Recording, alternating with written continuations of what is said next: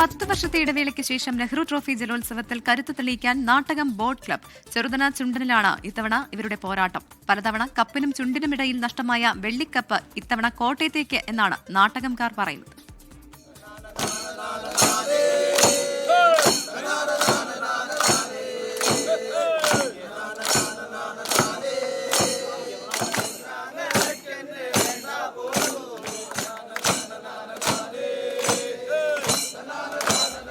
നെഹ്റു ട്രോഫിയിലടക്കം ഒരു കാലത്ത് കരുത്ത് തെളിയിച്ചിട്ടുണ്ട് നാട്ടകം ബോട്ട് ക്ലബ്. കോട്ടയംകാരുടെ അഭിമാനമായ ഒരു കാലം ഇവർക്കുണ്ടായിരുന്നു. എന്നാൽ ഇടയ്ക്ക് വെച്ചത് നഷ്ടമായി. ആ പ്രതാപം തിരിച്ചു പിടിക്കാനാണ് നാട്ടകം ബോട്ട് ക്ലബ്ബ് ഇത്തവണ ഇറങ്ങുന്നത്. 10 വർഷത്തിന് ശേഷം മടങ്ങിവരവിനൊരുങ്ങുമ്പോൾ നെഹ്റു ട്രോഫിയിൽ മുത്തമിടുക എന്നത് തന്നെയാണ് ലക്ഷ്യം.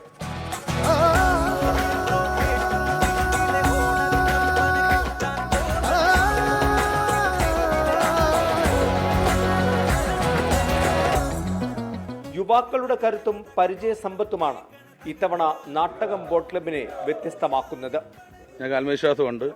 നല്ലൊരു ടീം സെറ്റായി. ഞങ്ങൾ ടൈമിംഗ് നാളെ ട്രാക്ക് എൻട്രിയാണ്. നല്ല ടൈമിംഗ് വെച്ചിട്ട് ഈ വെള്ളിക്കപ്പ് നാട്ടകത്തേക്ക് കൊണ്ടുവരാനുള്ള എല്ലാ തയ്യാറെടുപ്പിലുമാണ് ഞങ്ങൾ.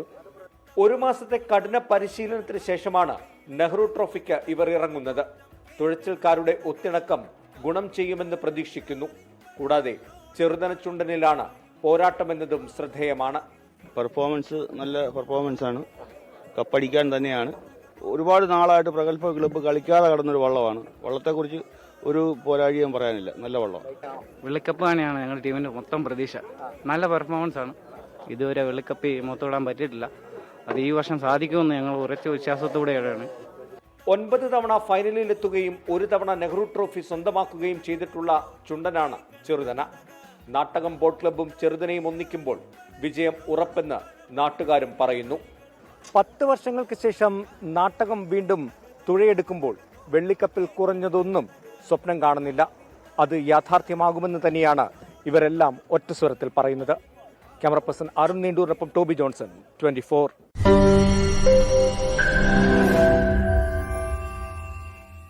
ലോകത്തെവിടെയായാലും ഏത് സമയത്തും 24 വാർത്തകളും ഓഗ്മെന്റഡ് റിയാലിറ്റി പാക്കേജുകളും എക്സ്പ്ലെയിനറുകളും വിശദമായി കാണാൻ ഞങ്ങളുടെ യൂട്യൂബ് ചാനൽ നിങ്ങൾക്ക് സബ്സ്ക്രൈബ് ചെയ്യാം.